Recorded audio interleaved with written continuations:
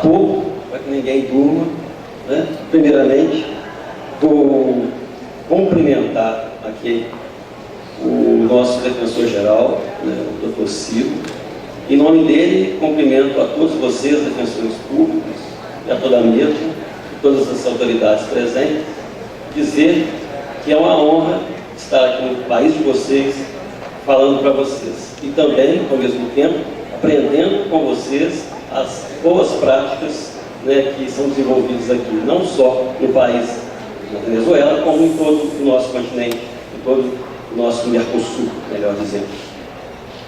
O tema que eu escolhi hoje não é para destoar do que vem sendo falado aqui, mas eu quero levar a discussão, né, desse aprendizado para um outro campo, que não seja unicamente o campo do direito penal. Quando se fala em defensoria pública, muito se pensa a respeito do direito penal. Mas o que eu quero mostrar e até debater um pouco, vocês estão me entendendo, se eu estou falando um pouco rápido, o que eu quero debater um pouco é que a defensoria pública também pode atuar em outros campos, onde de fato atua. Não em todos os países, mas em alguns, como no Brasil, a defensoria pública é responsável pelo acesso à justiça de quase 90% da população brasileira.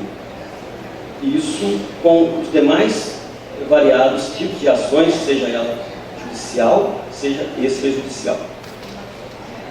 Eu trouxe o tema do saneamento básico como um direito que a defensoria pública tem que garantir, entre outros motivos, pelo seguinte: além dos danos ambientais, em torno de 900 milhões de pessoas no mundo não têm acesso à água potável e 2,5 bilhões de pessoas não dispõem de sanitários.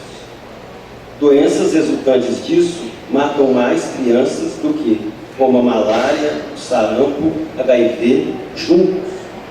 A cada ano, crianças perdem 400 milhões de dias de aula devido às doenças diarreicas. Dessa forma, milhões de pessoas, milhões de crianças e jovens perdem a chance de acesso à educação e de uma saída da pobreza. O campo é bastante denso para debater, mas é importante por quê?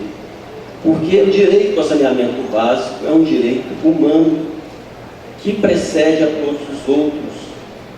E a falta de saneamento básico, para mim, é uma marca mais latente da desigualdade social. E para isso a gente precisa construir um histórico, principalmente no Brasil, de como a nossa sociedade foi construída ao longo dos anos. A sociedade foi construída com uma ideologia da escravidão, do extrativismo. Os nossos colonizadores, quando foram para lá, escravizaram, levaram os negros, escravizaram e ainda escravizaram os índios. Depois, quando se resolveu a liberdade deles, não lhes deram condições de sobrevivência, de modo que eles foram habitar nas beiras dos rios, nos morros, nas favelas.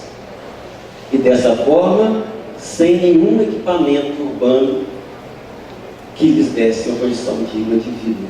São essas pessoas que a Defensoria Pública atende.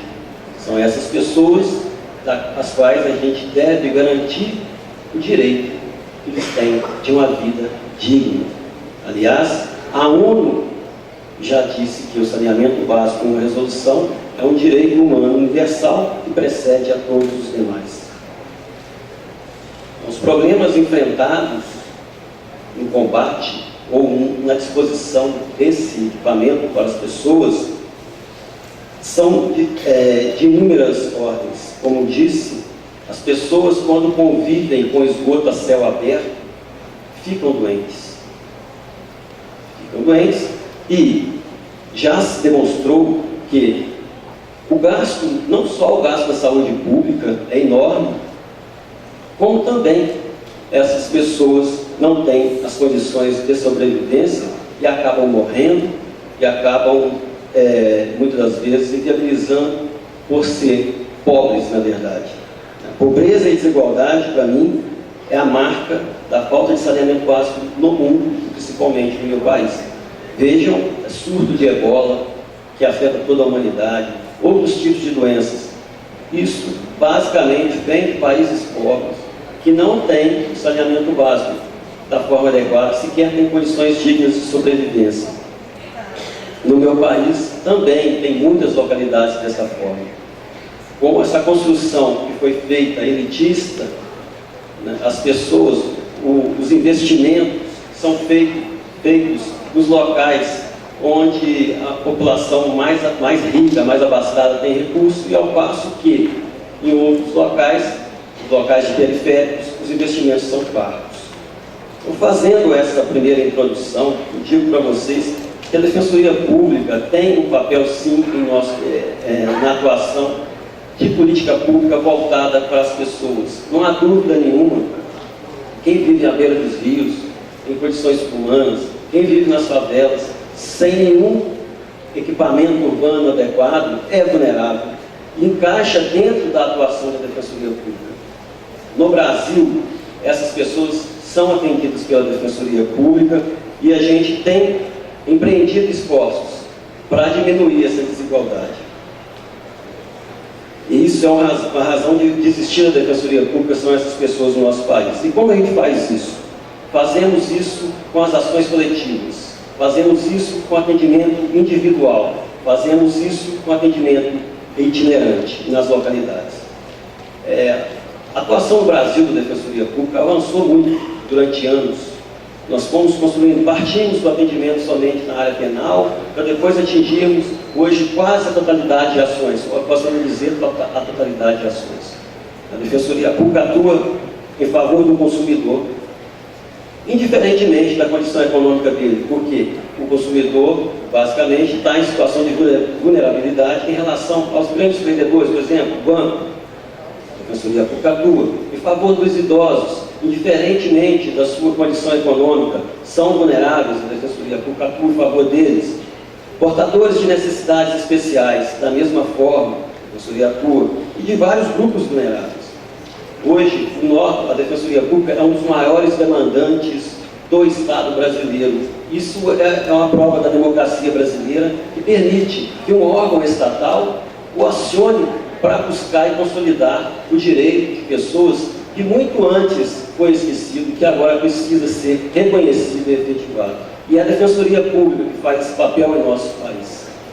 Por isso, grandes avanços ocorreram nos últimos anos em infraestrutura da Defensoria Pública, e aí usando aqui a palavra da doutora Estela Mares, do Dr. Gustavo Coelho, que não está aqui, que a Defensoria Pública precisa ser fortalecida e os defensores públicos precisam ter suas garantias e prerrogativas reconhecidas e firmadas para que eles tenham liberdade de atuar, inclusive contra o Estado, se assim for necessário. Porque a gente precisa, o Estado às vezes ele é garantidor, mas às vezes também ele é violador, e a Defensoria Pública tem que estar preparada para isso, e é para isso que ela existe.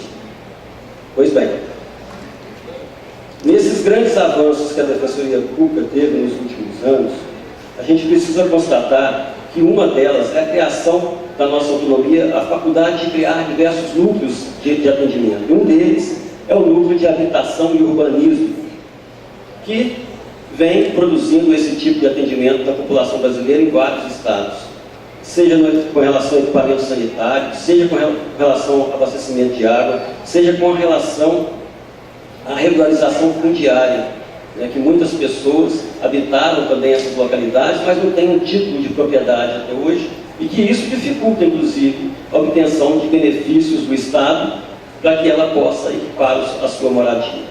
Enfim, a Defensoria Pública vem atuando, principalmente também nas questões de itinerante, indo itinerantemente até os locais. Os ribeirinhos, por exemplo, no Amazonas, tem atendimento da Defensoria Pública dentro de um barco. Em outras localidades de difícil acesso, a Defensoria vai para prestar atendimento a essa população, já que elas não podem, às vezes, se locomover até um prédio da Defensoria Pública, e por isso, muitas das vezes, não tinham sequer o seu direito reconhecido. E é importante que o acesso à justiça no Brasil não é concebido mais pela Defensoria Pública como um acesso ao judiciário, mas sim como acesso à justiça social e uma justiça ampla. Não se faz justiça em país nenhum, em nenhum outro local, sem que tenha uma justiça social forte ou um aspecto do atendimento à população mais forte. A população mundial, como toda do Brasil também, durante muitos anos sofreu com essa divisão social que tem e a falta de investimento nos setores mais pobres da sociedade, até pelo histórico nosso. Agora precisa dar atendimento a essa população. E a Defensoria Pública vem atendendo essa gama de pessoas, não só na área criminal, né? Muitas das vezes as pessoas só conhecem a justiça, ou principalmente esse grupo de pessoas, quando estão sentados no banco dos réus. Às vezes nunca conheceram a justiça, estão conhecendo ali na condição de ré em um processo. Não, elas precisam conhecer a justiça de outra forma, a justiça provedora, aquela que não só faz valer o direito das pessoas, mas como também cobra o direito das outras pessoas para que ela exerça. Uma sociedade, um Estado democrático, social de direito, é assim que funciona. Pois bem, finalizando aqui, como eu disse, ia falar pouco para os senhores, até para não cansar em face de não estar falando em espanhol com vocês. Eu gostaria de salientar que, no Brasil, a Defensoria Pública é uma das que mais ajuiza ações na área de saúde, para medicamentos, para internação, enfim, para fazer valer o direito de saúde das pessoas. Mas não adianta nada a Defensoria abarrotar o sistema de saúde do Brasil se ela não está indo na causa. Muitas das causas dessas ações são causadas por falta do saneamento.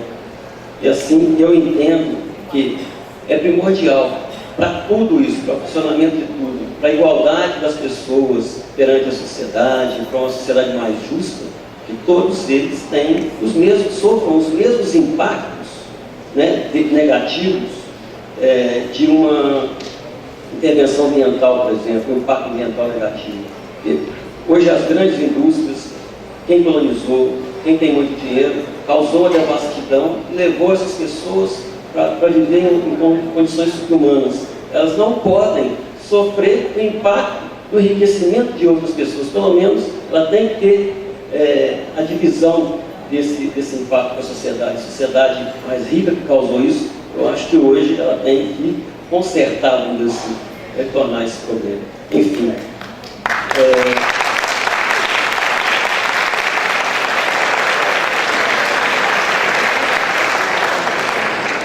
Enfim, no meu país, a Defensoria tem atuado nesse sentido. E finalizando, a troca de experiência com vocês foi boa, espero que tenha sido boa também para vocês, que eu falei, espero que tenha entendido o máximo. Digo mais uma vez, que é com maior satisfação e emoção, que falei para vocês nesse congresso. Espero um dia ter condições de retribuir a vocês a hospitalidade que me fizeram aqui. Muito obrigado.